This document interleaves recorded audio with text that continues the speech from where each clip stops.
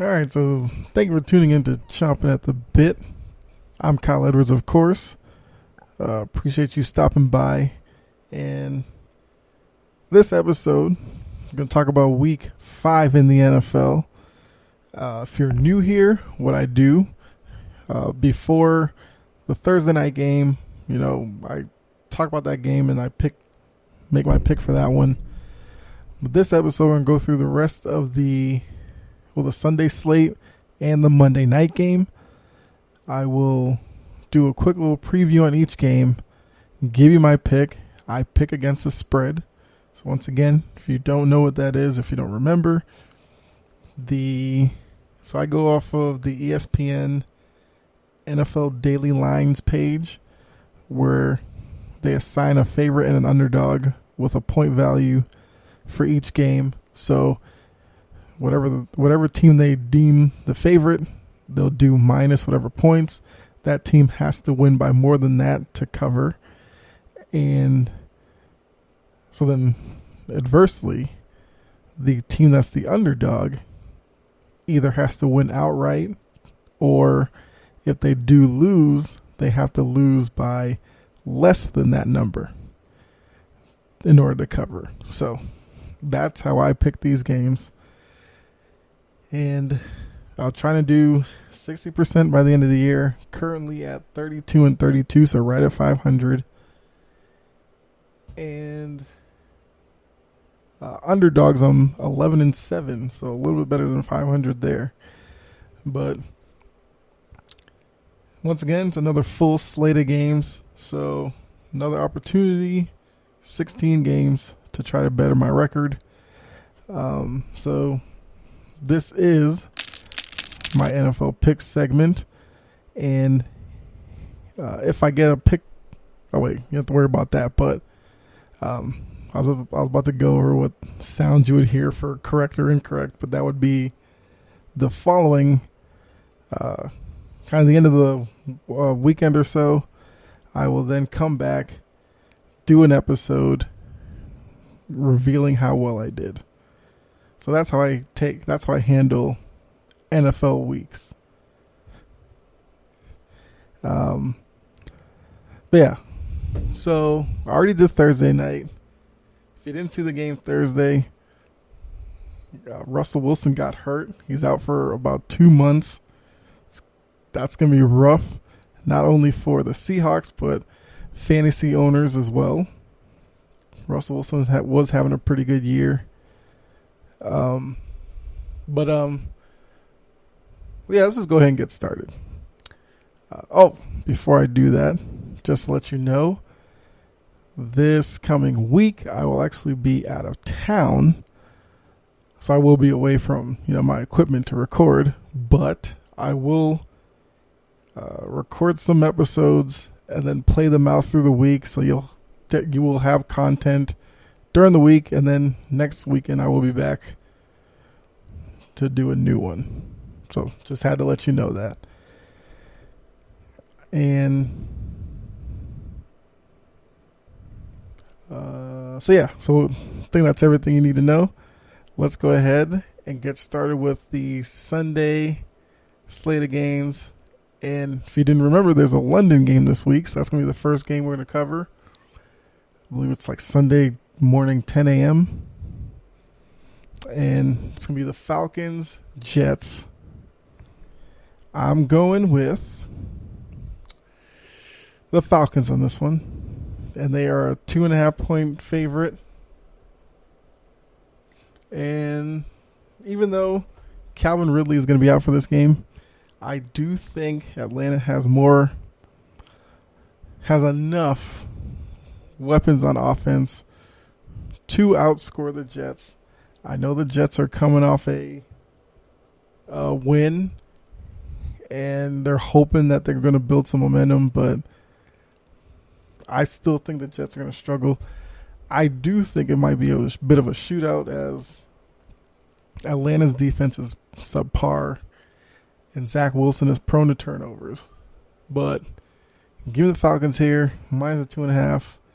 Feel pretty certain with that one. Next game, Bengals Packers. I'm taking the Bengals as the underdog here, +3. I just think people are getting on the Green Bay bandwagon, but I do think it's a little prematurely. And I think a team like Cincinnati, where they give Burrow time, he'll be able to find Jamar Chase. I'm trying to remember if T. Higgins or Tyler Boyd is out. One of them is going to most likely be out. But either way, they'll have the tandem wide receivers. And then I think Mixon might be slowed a little. So it could be a game where Burrow might have to have a big passing game for them to win. But I think they'll be able to pull this off. Maybe if it was in Green Bay, I'd feel a little different. But with it being in Cincinnati, I think the defense and the crowd will be able to put some pressure on Aaron Rodgers. They'll have to be sure to, corral Aaron Jones and A.J. Dillon, the two-headed monsters in the backfield. But going Cincinnati +3.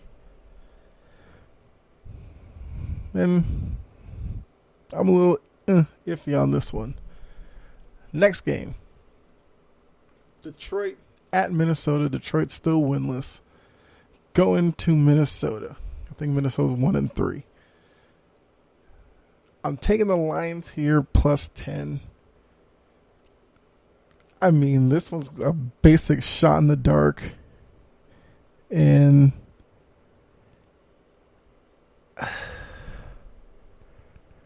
yeah, so I mean, I feel like the Vikings will win. I'm just not a big fan of that 10 number there. So because of that, I think the Lions will be able to keep it closer than 10. So give me the Lions there. Not because, like I said, the Lions are winless. I do think they play hard. They haven't quit or anything yet. And Goff is capable enough to make plays. He may not make plays down the field, but he can dink and dunk his way down. So going Detroit here, +10 to cover against the Vikings. Next game, Denver Steelers. I'm taking Broncos here -1.5. I'm only taking them because it looks like Bridgewater is going to play. If Bridgewater was out, that would have been an easy flip for me, and I would have taken the Steelers. I'm pretty sure if Bridgewater wasn't going to play, there was no chance the Broncos would have been favorites in this game. But I'm taking Denver in Pittsburgh.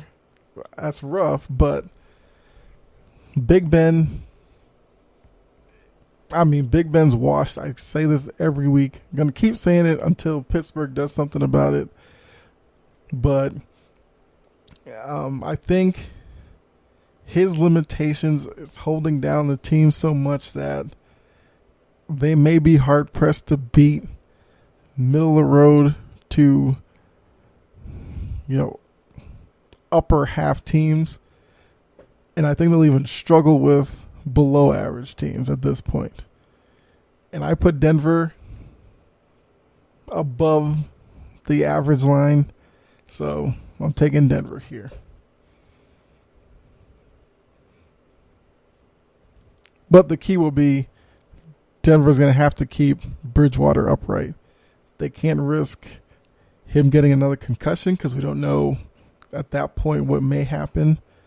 And Locke just isn't good enough.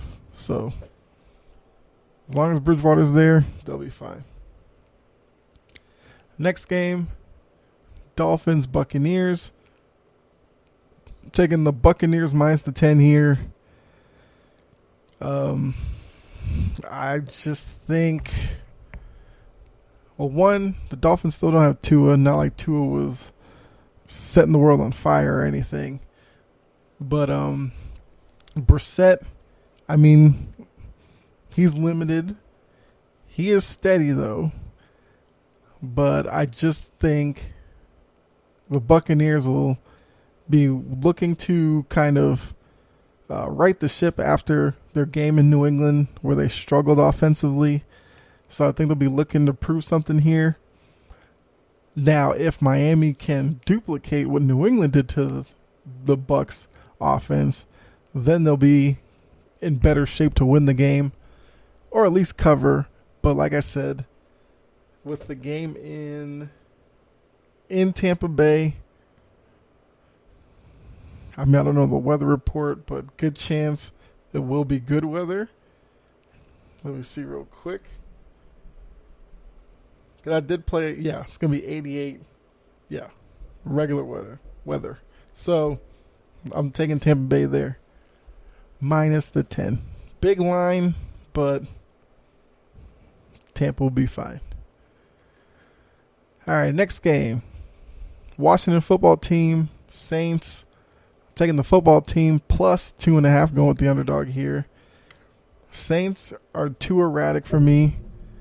I believe after the Green Bay game, which was week 1, I did jump a little on the bandwagon. But I'm off. Well, I mean, I wasn't really on the bandwagon, but I was paying attention to what they were doing. But since then, they've been real Jekyll and Hyde. So I can't really trust them. Not like the football team's been any bit better, but with it in Washington, I think that may tip Washington over the edge. And maybe this is a game where Washington's defense can kind of regain the, I guess, turnover ability and get some pressure on Winston. Because we do know that with Winston, he is prone to hold the ball a little longer sometimes. And I think there'll be opportunities for Washington to get some turnovers. And maybe for the defense to look a little like we thought they were coming in. Because they've been far from so far. They've been pretty disappointing. But this is a game where maybe they can get a little bit on the normal path.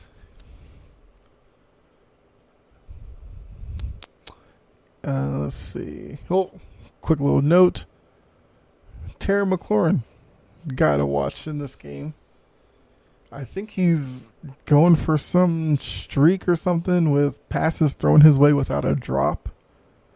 I think I saw it somewhere. So something to keep an eye on. That's a big deal for a wide receiver. But yeah, let's move on to the next game. Panthers, Eagles. I'm taking the Panthers minus the 3 here. And I mean, I trust Carolina more than Philly. Jalen Hurts, it's his first full year really being the starter, so he's kind of going through some growing pains.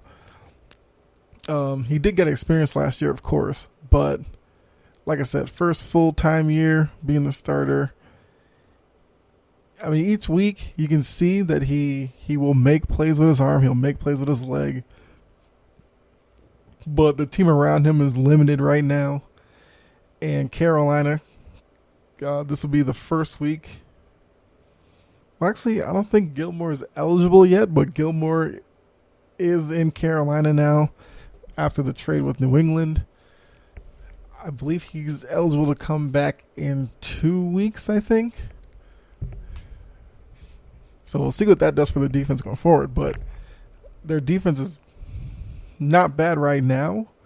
So I think they'll be able to stifle the Eagles' offense, which isn't that potent right now.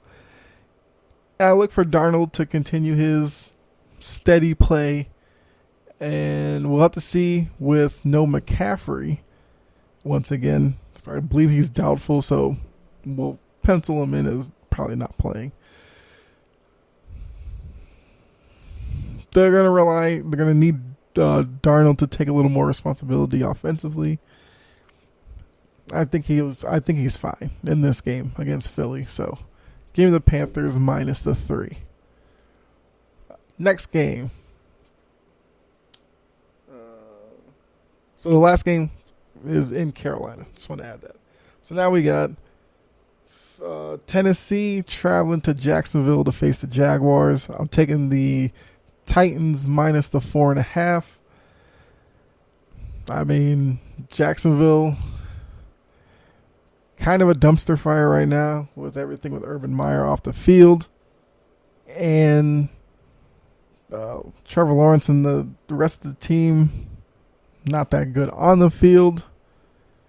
Tennessee needs a bounce back game. Would not be surprised if you get a heavy dose of Derrick Henry in this one. But, yeah, this is a game that Tennessee should win easily. If they want to be put up in the upper tier of the AFC, games like this are ones where they need to win comfortably.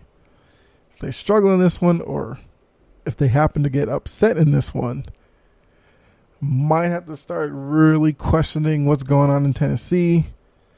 I mean, they went out, they got Julio Jones. He's out again. I talked about this last week.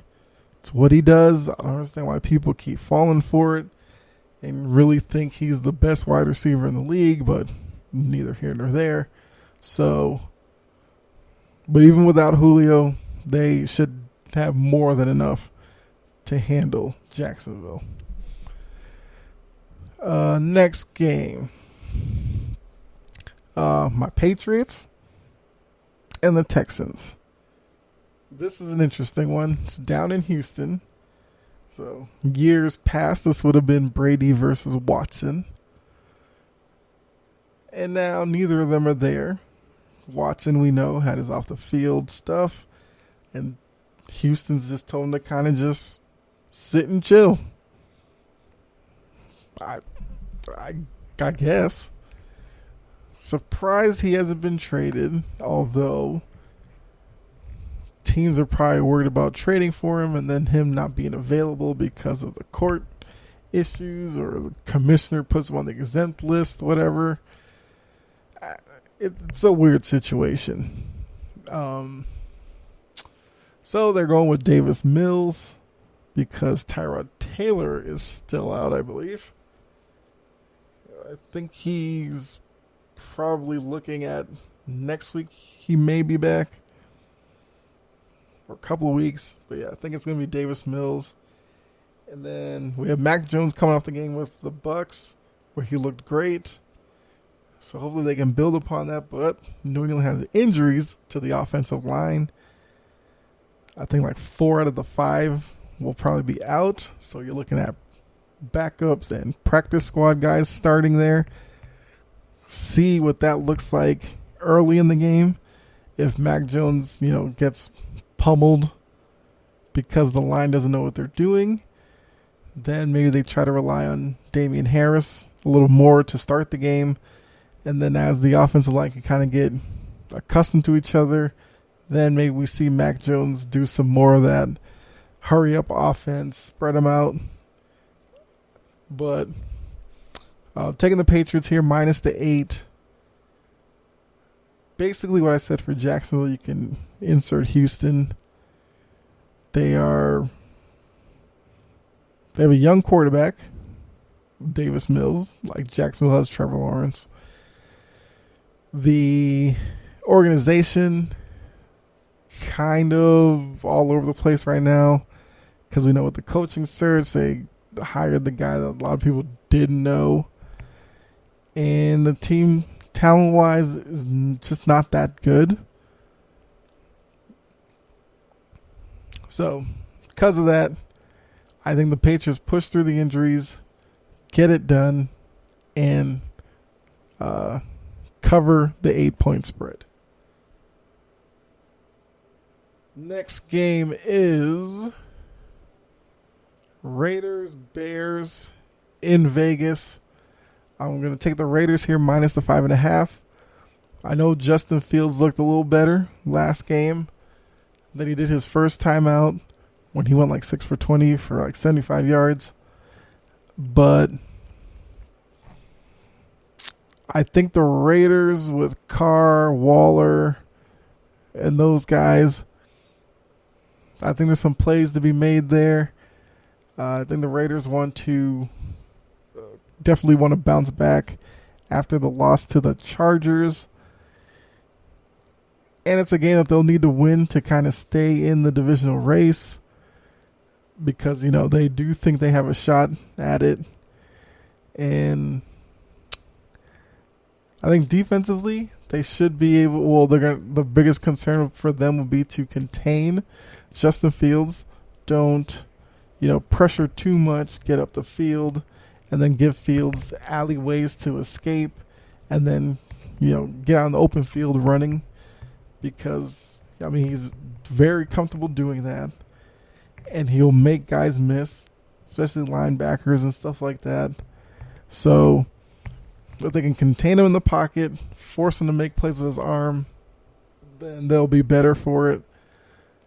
And I think that's what they'll do. And Raiders offensively can put up some numbers. So, give the Raiders minus the 5.5 here. Next game's Chargers-Browns in L.A. I'm taking the Chargers here minus the 2.5. Baker Mayfield's coming into this game with a torn labrum in his non-throwing shoulder, but I'm sure it hurts. And the Chargers play good defense. And with no Jarvis Landry, they can focus a lot of their attention to OBJ. For the Browns to win this one, they're going to need a big game out of Nick Chubb and Kareem Hunt. I think the Chargers will be able to bottle them up. They'll probably make some plays, but they won't let them run wild. Force Mayfield to try to do it with his arm. And like I said, the non-throwing shoulder is hurt. It could throw off his delivery. I don't know. But I like Herbert's doing with the Chargers. I think they're going to continue their good play, win this one. So minus 2.5 with Chargers for me. Next game's Cowboys-Giants in Dallas. So I'm taking the Cowboys by a touchdown, so minus 7 over the Giants. Giants, I've said this for weeks, they have talent offensively, just that they don't consistently produce. Daniel Jones, some games will have issues with ball security and making the right read. This year, looks like Dallas has their stuff together. We'll see if they're able to do that for the whole year. But this looks like a year where they may run away with this division. And this is the game that they need to win. In Dallas, they have the better quarterback in the matchup. They have more offensive weapons. At least they have a better running back in the matchup. They're probably the better backup in this matchup as well. Weapons on the outside. Yeah, the Cowboys probably had the edge there as well. So I know the Cowboys can play down to their opponent, but it's the Giants, Fan bases don't like each other. So I'm sure it's a game that they're going to be focused on and wanting to show out well enough to create some more distance between them and the Giants in the division. So once again, Cowboys minus 7. All right, next game is Cardinals Niners in Arizona. I'm taking the Cardinals here minus the 5. 49ers are a beat up team. No Garoppolo, so Lance will get the start. There's some other injuries. The defense, I believe George Kittle, we found out today, is going on IR, so he's not going to be there for, to give Lance a security blanket. So I think all that adding up, going up against the Cardinals, where Kyler Murray's been playing great so far. It's an offense that can put up points. This is a game that the 5, like when we come back, Sunday night or Monday and look back on this, the 5 could be a number was probably lowballing. I mean, Lance does give them a different aspect offensively where he can make plays with his legs, and maybe that, gets them a touchdown too in surprise against Arizona. But I think Arizona outlasts them because they're just a healthier team, and Murray is better than Lance. So give me Arizona minus the 5. Let's see, Sunday night game, Buffalo at Kansas City. This is a tough one, I gotta admit. The line was 3 points coming in. I'm going to go Bills here, +3, going with the underdog. The Chiefs definitely need this game. They don't want to fall back down under 500 at 2-3. If they lose the game, and let's say the Chargers win, that's another game between the two of them. And the Chiefs just want to, reestablish their good standing, their seat as maybe the best in the AFC. So if they want to do that, they'd have to beat Buffalo, who's a good team, who started off a little slow the first week or so, but has really turned it on the past few weeks. Josh Allen looks great. Worrying about Stephon Diggs. And, the defense has been pretty good too. They've had a shutout in their past couple of games. I think another game they might have had like a couple of shutouts in their past few games. So it's going to be a good one, though. Mahomes versus Allen, Andy Reid versus McDermott, Diggs versus Hill, or take your pick with the Chiefs. So it's a statement game for both, but I'm taking the Bills here +3. And then now, finally, the Monday night game. Colts, Ravens. Before the season started, this looked like a really good matchup. Wentz versus Lamar Jackson. The Colts last year had a good season, and many thought that this was an upgrade, bringing in Wentz to replace the retired Phillip Rivers. But hasn't been that good of a year so far. They're 0-4. Really struggling. Luckily, the division's being led by a team I think that's 2-2. So if they can win this game, they're right back in it. And the season doesn't look so bad. Baltimore, we'll have to see with Lamar Jackson, since he was dealing with the back injury last week. See how he feels and how he's moving around. Ultimately, Baltimore has better pieces than the Colts right now. Mainly just the quarterback position. The Colts have good running backs, okay wide receivers, they have a good offensive line. It's just been quarterback play. That's what's really plagued them this year. Played the Colts. So yeah, I think this one's, fortunately, it's an easy one with the 7. Once again, I've been surprised before, so you never know. But give me the Ravens minus the 7 here. That's it. That's all the games for the week. So, like I said, trying to get to 60% at 500 right now. Full slate of games, so we get this done.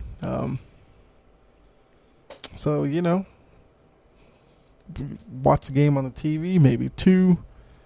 Pull up your tablet or something, you can watch a game there. Some good matchups. Good matchups this week. Like the Bengals Packers matchup. Like the Chargers Browns matchup. Bills Chiefs. Cardinals Niners would have been a good one, but too many injuries to the Niners, so definitely good games on the schedule. So with that, thank you again for tuning in.